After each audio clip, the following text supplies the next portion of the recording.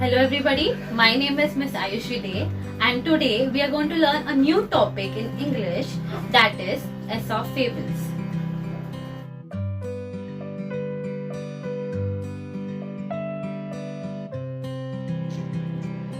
Fables are short stories that have a moral or a message for us. Something to learn and keep in mind as we grow up. Most of the fables have animal characters who think and act just like human beings.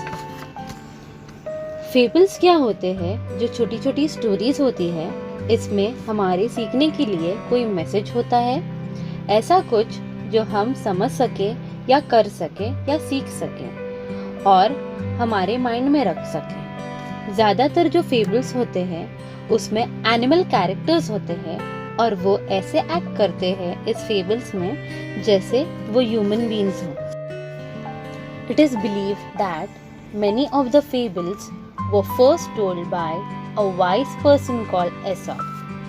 Aesop lived hundreds of years ago in a country called Greece. His story became so popular that people passed them from generation to generation. Many proverbs and sayings that we use today are based on these fables. ऐसे माना जाता है कि जो fables बोली गई थी वो बहुत ही इंटेलिजेंट, अक्लमंद इंसान ने बोली थी। उनका नाम है एसॉप।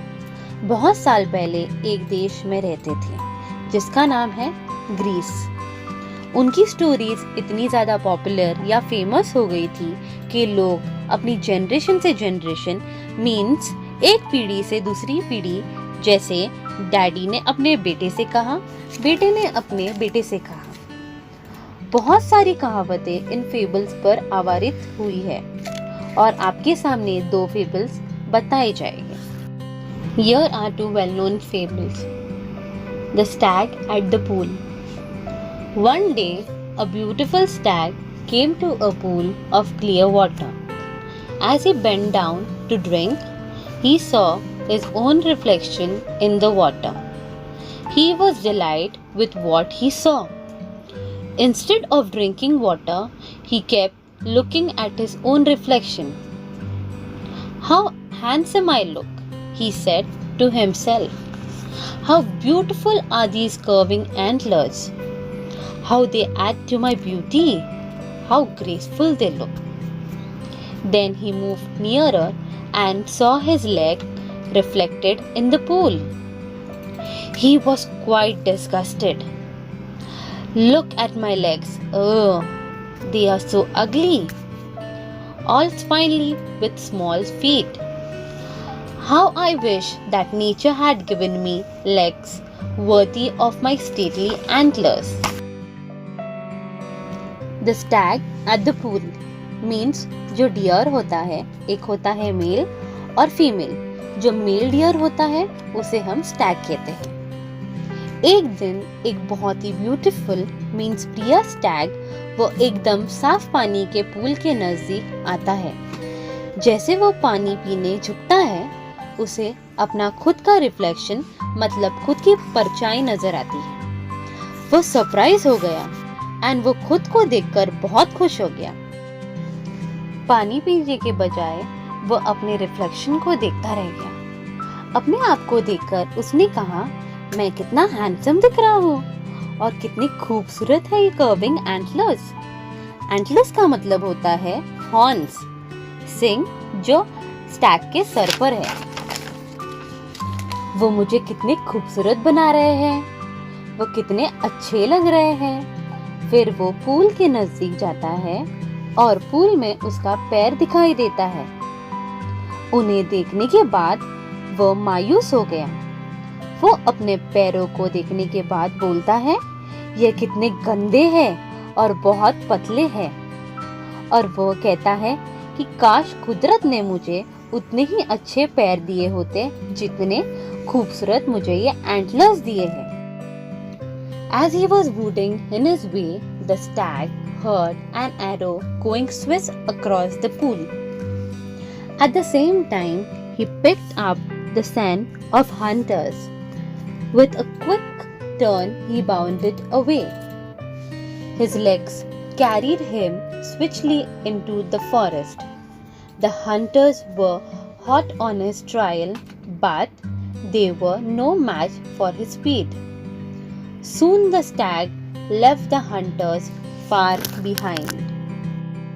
स्टैग मायूस होके चल रहा था और अचानक से उसके पास से एक एरो गया और उसे हंटर्स की स्मेल आने लगी।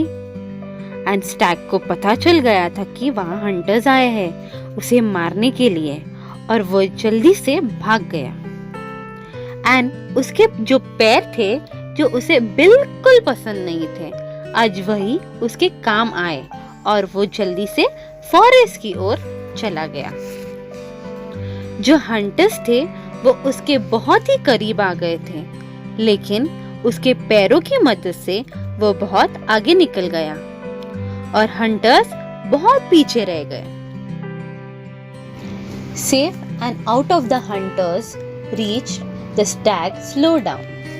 Suddenly, without realizing it, he walked into a thicket. There were trees with strong branches growing close together, and alas, the same antlers of which he was so proud got caught in the thick growth. वहाँ बहुत सारे trees थे and अफसोस जो antlers का उसे बहुत घमंड था, वह एंटलर्स उस थिकेट में फंस गए। The stag tried to shake himself free, but the more he struggled, the more entangled his antlers got into the branches. Once again, the stag could hear the hunters drawing close and grew afraid. At last, with great difficulty, he managed to free his antlers and bounded away. वहाँ बहुत सारे trees थे and अफसोस जो antlers का उसे बहुत घमंड था, वह एंटलर्स उस थिकेट में फंस गए। स्टैग ने बहुत कोशिश की लेकिन वो फंसता ही गया और क्या हुआ, वो हंटर्स और करीब आने लगे और वो डर गया। फिर स्टैग ने बहुत कोशिश करी एंड वो एंटलर्स को फ्री कर दिया और भाग गया। I realize now that my ugly feet saved my life. I was so proud of these handsome antlers, but they would have been the cause of my death. Very often we dislike the very things that are most useful to us.